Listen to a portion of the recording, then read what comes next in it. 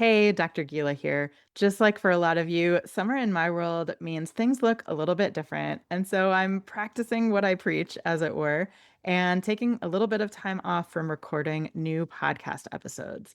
Instead, I've decided to air replays of some of my most popular episodes. These are the ones that seem to really resonate with all of you, and for good reason. These are all topics that are so universal and so important, and so I hope a refresh and a re-listen will be really helpful for you over the summer. I also want to mention that if things are feeling hard and you have a lot of meltdowns in your home, I do have a free printable guide that walks you through my simple visual metaphor to help you understand why you and your kids have a hard time, lose it, snap, all of those fun things, and an acronym to help you remember the 7 main categories of things that can contribute to those big meltdowns and other tough episodes. Go to parentingwithconnection.com/guide. I'll also put the link in the show notes for you. All right, now on to the show. Before becoming a parent coach, and in fact, before becoming a parent, I was a neuropsychologist. And being a neuropsychologist, I have a deep appreciation for what is called executive functions. In fact, I would argue that the skills that comprise executive functioning are just as important, maybe even more so, than reading, writing, and arithmetic. So, what is executive functioning? How do we support our kids in building these all important skills?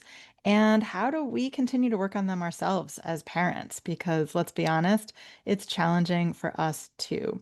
For today's conversation, I am joined by Carrie Bonnett. She is an executive function coach who works with students and families using a practical, no shame, brain first approach that empowers students to thrive, helps parents and teachers, and gives adults tools to stay on top of all that life requires. And I know we could all use help with that.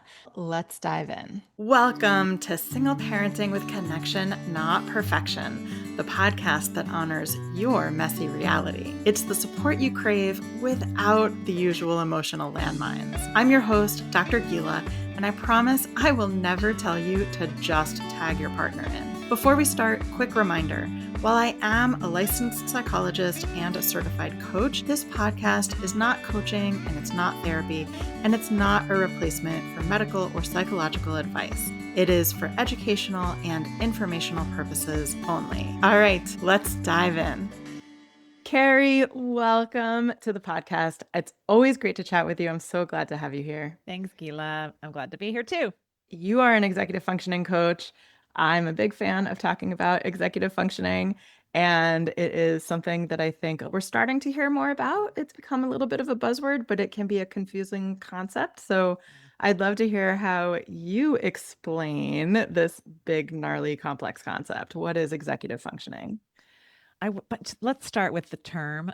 I wish we had something else to call it, to be honest. Yeah. So you say it is becoming a little bit more understood and a buzzword maybe, or definitely in the world of parenting and in teaching and education. But it also is very confusing because it makes people think of executives, CEOs, or corporate stuff, right? So anyway, let's start there, which Yeah. is that I wish we could call it something else, but executive function I think comes from the term execute. So the what we're talking about when it comes to executive function is I like to describe they're the brain skills that help us get things done. So like they help us execute tasks. Which I've also added kind of in recent years. I've started to add the word important in there. They're the brain skills that help us get important things done. So what are we talking about? We're talking about time management, time awareness. We're talking about planning. We're talking about organization. We're talking about emotional control, impulse control, getting started. Gosh, that's one that like just the task, or excuse me, the skill of getting started on something that's important, but we don't really want to do it. That comes up a lot in my work with students and families.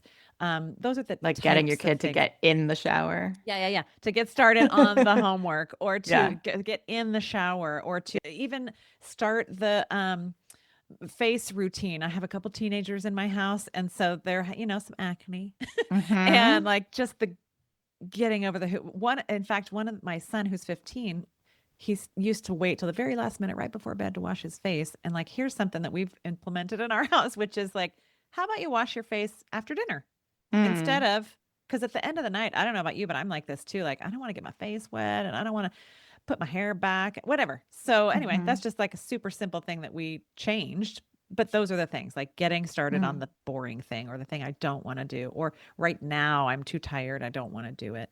yeah. So there's skills like that. That's what we're talking about. hmm I don't what would you call it Yeah. if we had another thing to call it? I don't really have a good answer for that. Yeah, it's so tough because also there's this circularity where like I've heard people talk about them as frontal lobe functionings because the frontal lobe Mm-hmm. is so necessary for executive functions, but that's a little, first of all, the frontal lobes aren't the only part of the brain that you use for executive function, so it's a little Right. misleading and that's not particularly helpful.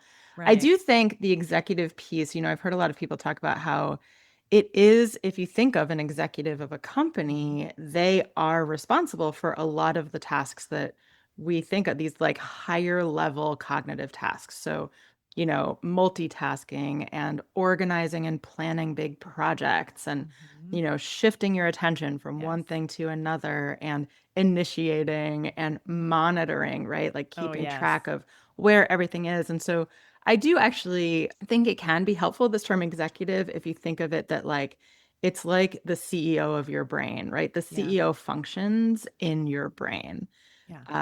And it can be hard, I think, for anyone. We talk about math and reading and science as being like core subjects that kids need to learn, but really, executive functions are like underneath all of this, right? Yeah. You need the executive functions to even be able to Totally. engage in those subjects Absolutely. I mean, you say it's underneath all of it. I always say like it's sort of like the umbrella. Like above. everything has to Yeah. has to come next, right? Like Well, maybe it's a um bubble that's around it. It's yes. like We love that. beneath Let's and like above you and I are it. going to come up with a new image. I like it.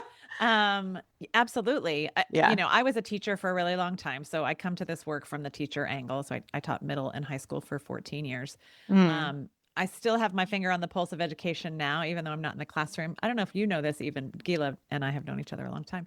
Yeah. But I teach for University of Portland here in Oregon, in their School Mm. of Ed. So I'm an adjunct for them. So I teach early career teachers too. Mm. And so coming at it from this education lens, Yeah. it like, and thinking about all the kids in my classes over the years, like that's how many of them were successful.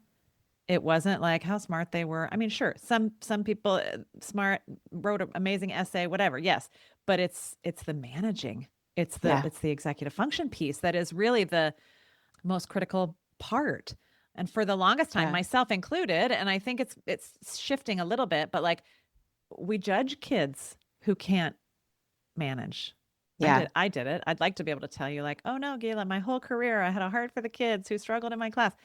I mean, did I love the kids, want to have a relationship with them? Absolutely. But I also judged them who were like Yeah. couldn't get their work in on time or the impulses in class or just sat Yeah. there staring into space because they didn't really understand the assignment or they couldn't get started because it was too noisy or like so hmm we have a long way to go in education, I think, but I'm glad that it's becoming a little bit of a buzzword, if you will. People are acknowledging that it's not Yeah. willful. Maybe we'll get into that. Yeah, and I was gonna say there's judgments out there, and there's also understandably frustration, For right? sure. Because even if you understand and empathize with where it comes from, if you have to tell your kid 40 million times to Mhm. pick their wet towel off the floor, then you're gonna be frustrated Right. and impatient. And so I'd love to hear, there's so much that we can cover Yeah. We could here. spend the whole time talking about like initiating tasks or I whatever it is. know. I know. And I want to say, we hear a lot about executive functioning in the context of Mhm. neurodivergence. Um, I just want to like clearly state executive functions are important and challenging for everyone, Absolutely. right? Not just kids who are or humans who are Mhm. neurodivergent. But it can be an especially big Absolutely. Yeah, challenge for certain forms of neurodivergence. for sure. I guess as a starting point, do you have any tips for if you are feeling frustrated with your kiddo, not sure where to start? Like where do we start with this? Because it Mhm. does feel like this huge thing, Yeah. right? Yeah. So many pieces that go into it, and Mhm. they all interlock and They're all connected. I interconnect know. I and was going to say the same thing, yeah. right? Yeah. All these skills are, I like to pull them apart, separate Mm, them to talk to clients about them, but they're all totally connected, right? Like we yeah. have to be able to start the task and then stay focused when we get distracted by so and so next to us. And Yeah. then we have to finish the task, which is a whole other skill. And it's Yeah. definitely, And then I want to add, we were just talking about, right? So if you're also getting messaging from lots of people outside that you are being frustrating, mhm, that you are maybe being lazy, that you are not mhm. cooperating, all the negative Oh, yes. narratives that these kids are getting. And I keep saying kids, but adults also, True. Yeah. that humans are getting when you do struggle with executive functions, Yeah. that then I think can make the executive functions harder, Absolutely. right? Absolutely, Because because you yeah, feel crummy about yourself. yeah. You asked where to start. I think language really matters. Hmm. And getting curious. So like making observations. So if we can zoom out to start, I mean, we notice these things about our kids, adults, people in our life, whatever. We'll Yeah, stick with kids because that's who I work with primarily. Although I do have adult clients too. But yeah. like sort of zooming out and making observations and noticing patterns of like, huh, and then the getting curious piece. I'll Mm-hmm. get to the language in a minute, but like the getting curious part about like, huh, could it be an executive function thing? Could it be that they don't have the skill of planning, right? Like Yeah. seeing their morning. Let's talk about mornings, for instance, because I know that's often a So challenge hard. for Yeah. parents. Um, not not being able to see the future, really, like how many minutes in the morning, how many hours in the morning or whatever do I have before I have to leave my kids ride the school bus, so like get out the door to Mm-hmm. get on the bus. um so just the noticing, like could it be, what if that is not willful defiance, Mm-hmm. and what if it's a skill thing, what if they just can't see time Mm-hmm. passing or feel Mm-hmm. time passing? Okay, Right. so the curiosity piece I think is really important. Yeah. um, and then the language you even mentioned, my least favorite word out there for kids is lazy, Mm. unmotivated, forgetful, Mm-hmm. defiant. So I think language really matters. Mm-hmm. And the language, kids hear us. Yeah. Even if we're talking to a friend or a Yeah. teacher or another, right? Like kids hear us talking about Yes. them. I think that's such a great point. We often forget, right? You're venting to your friend on the phone or to your mom or whoever, and your kid is in another room and you don't think they're hearing, but they hear. Totally. Or you're at a play date and you're, venting about it. And so it's important, I think, to have the space to be able to process your own feelings about it Absolutely. Hmm. and to be mindful of Just be listening ears. careful. Just be Yeah. careful. That not only, yeah, they, like you said, they hear us kind of talking about them, but I also like shifting the language with the child can be Yeah. is really powerful too. So like in my work, I work one on one with students, middle school and up typically. Um, and and we talk about, like, I call it using the brain language, which just basically means like they'll tell me like I'm bad at time management Mm. or I'm terrible at organization. And Mm. we shift that pretty early on. First session and moving on forward is to like shift it and say, my brain struggles with Love it. time management. My brain struggles with organization, or I have a brain that struggles with, or whatever. I use those kinds of words, and then they say I'm bad at, and then I keep saying, oh, so your brain struggles with, and I'm bad at. And then eventually towards the end, I say, did you notice that I was saying how good is your Yeah. brain at these things, or your brain's, and sometimes they don't even notice. Of course they don't notice because they've been, Yeah. experienced this negativity around it all the time, and so they've been probably told in no Yeah. uncertain terms that like, yeah, they are bad at that. But Yeah. I think the language really matters. So like And shifting yeah. that. Yeah, and there's two pieces to that, right? So one is I'm hearing you separate the brain from the self. It's not Mhm. your identity, Yes. it is a part of you. Yes. And I'm hearing you separate the judgment of I'm Mhm. bad versus I'm struggling. And Yeah. that, when you're talking about shifting the language, that really comes from a shift in the lens, Yeah. right? For sure. How you're looking at and interpreting and judging the problem, quote unquote, Yeah. Yeah. right? That they're struggling with it versus they're bad at it or they Well, that won't implies do they it. won't ever get good at it, right? Like if I'm Yeah. just bad at time management, then Mm. that like how can I get better at time management? I mean, that's what I do. I help people, but but it Yeah. is. It's like I would rather them say like my brain is struggling right now with getting started on this project for Hmm. XYZ reason Hmm. rather than like I'm terrible at getting started. Like Yeah. it just implies there's no hope. Yeah. It's that growth mindset Totally. piece. Yeah.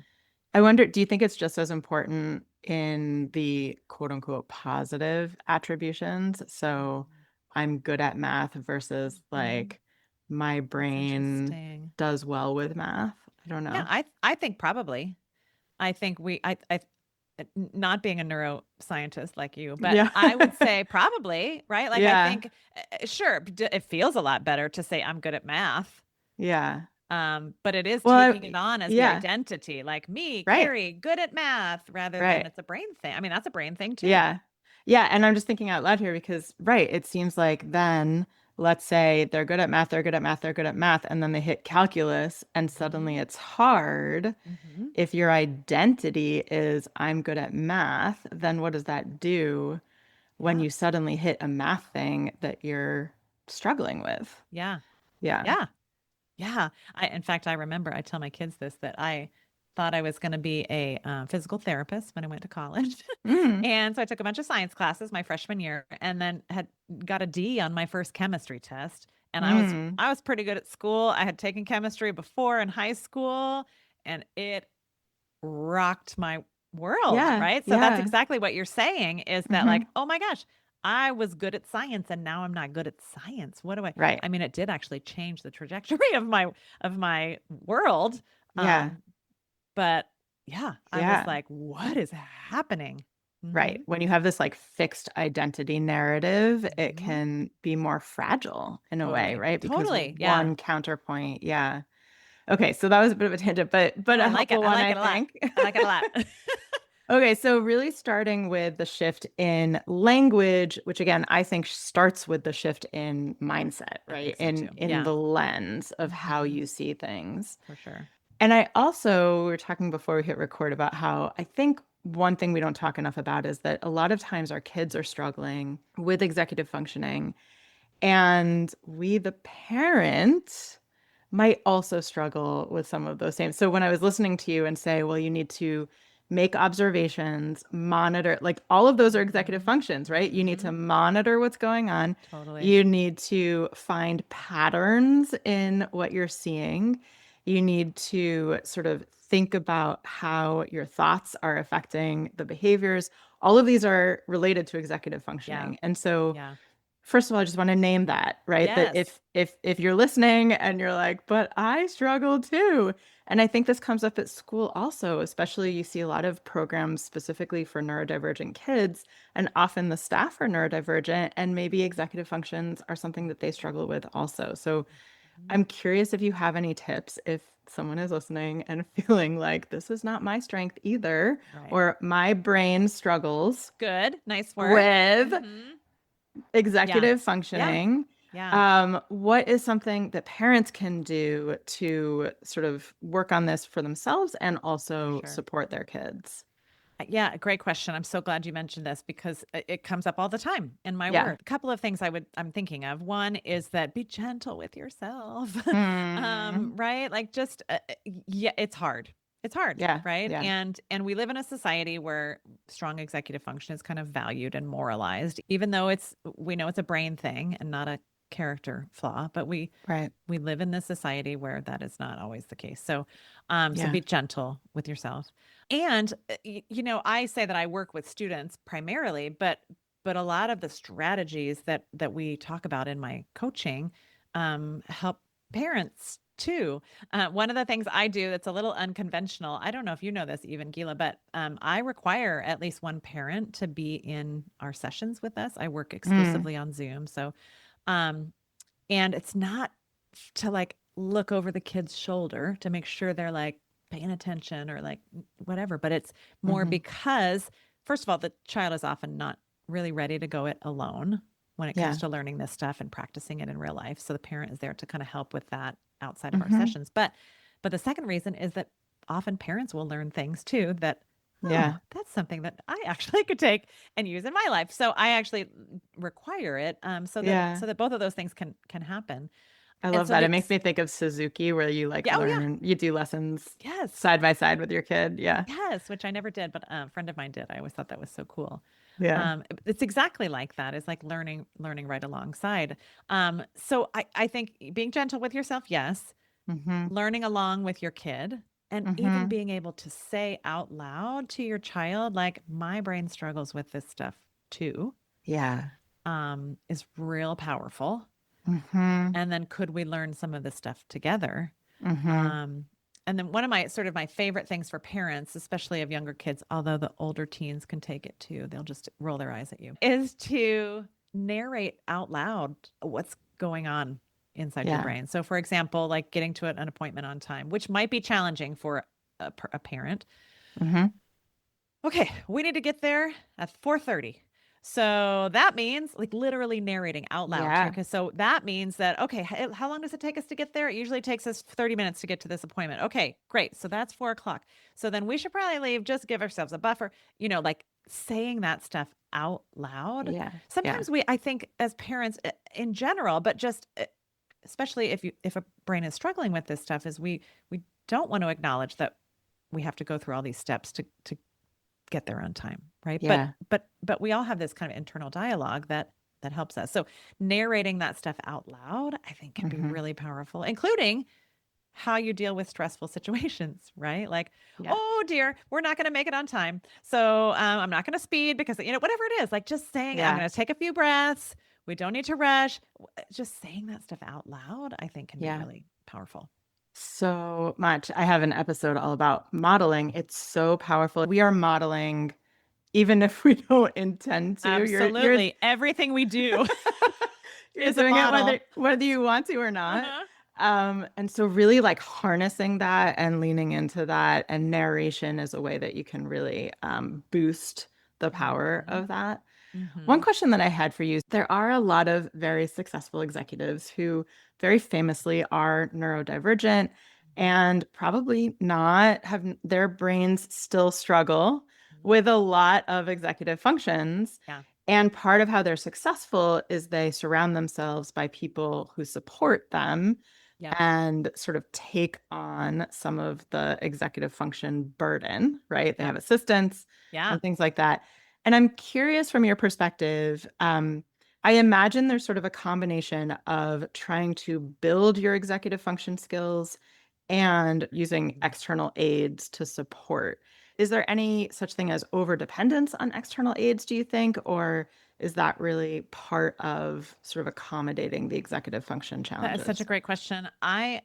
Science wise, I don't really know whether there's sort of over accommodating, but I Hmm. will tell you just data from my own coaching practice, which is that the students who come to me, and truly it's parents first who come to Right. me, and then we work together with their kid, but who come to me, they are wanting to get better at Hmm.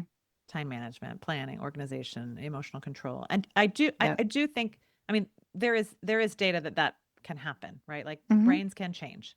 Hmm. It's not fast. I wish it were, like magic Hmm. wand situation, but it's not. But yes, brains can get better at that. But you're right about the strategies and the tools that I work with kids and adults on is, I call it strategy shopping, actually, Mm. because you have to kind of shop around to see what works best. But it is Hmm. often externalizing, like having external supports, basically, Yeah. right? So like a Yeah. calendar, for example, is a very simple example of that. Like I don't know, what day is it? I don't know, is it Tuesday? What's the date? Yeah. and being able to externalize that. And so is there over reliance on calendars? Maybe. I might even over rely on my calendar. And my working memory, for example, I blame it on old age now. I'm 51 as we're recording this, Yeah. but I think it's always kind of been not strong. Is that remembering like the things that I need to kind of keep front of mind, and Mm-hmm. I don't remember anything unless I write it down. So that Yeah. maybe am I doing a disservice to myself by doing it writing it down all the time? I don't know, but Yeah. it helps me get through the day. And it also frees up resources for other things. Like I'm thinking of Absolutely, how, as kids, like I remembered so many phone numbers and now totally. I don't know any of them because Uh they're in my huh. phone. I don't need to. Right. And I mean, it's a good question. Relying on all of yeah. these external Yeah.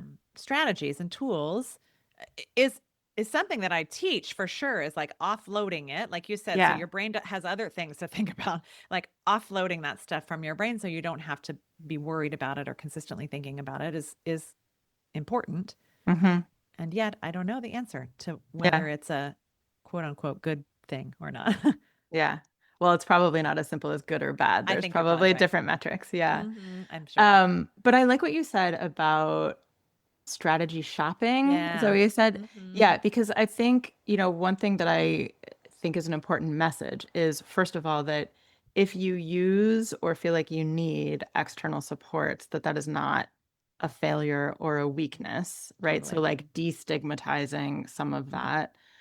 And that it's okay if it takes you a little bit of time to figure out which Yes. external supports are going to be effective Yes. for you. And it might look different than, Yep. your classmate or Mhm. someone else in your family or something like that. Yeah. Totally. One example of that I can think of is I was working with a high school student. I can't remember, sophomore maybe, and he was a little resistant, I'm going to say, to using any kind of folder or Hmm. binder system, but Yeah. he was willing to have the conversation with me, and his parents were there, etc. But what we landed on was like, okay, I'm not going to use a folder. It's not going to, he just a little bit resistant part of that. But Yeah. we decided that, most backpacks these days have like a sleeve for the laptop or something. And we kind of just landed on, okay, well, what if any paper you get at school always goes in that area of your backpack rather Yeah. than just shoved in, kind of to the bottom or with your lunchbox or whatever. Like, so like just that Yeah. one little, and that is such a like minor shift from what was happening. What was Yeah. happening before is any paper that he would receive at school. And granted, they don't receive as many papers anymore.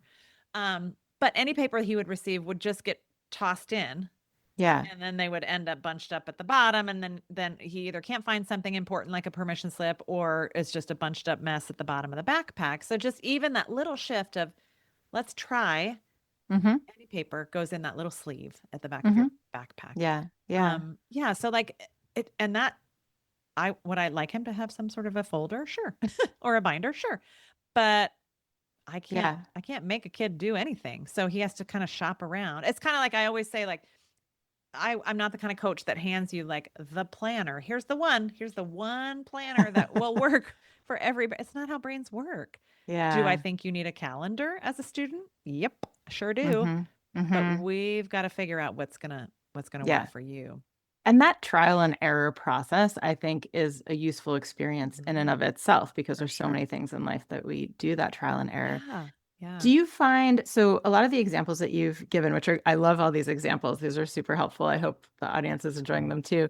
Um, a lot of them sound like really like problem solving specific situations, right? So Mhm. when do you wash your face? Where Yeah. do you put your papers? Your paper. Yeah. Do you find that in working on like problem solving specific situations that it generalizes to Mhm. learning skills that apply to other situations? Like, do they learn how to problem solve that?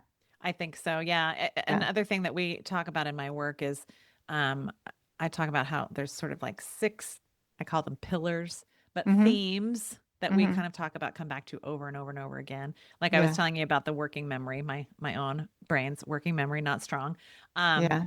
one of these themes, maybe you've heard me talk about this before, but is to make the invisible visible.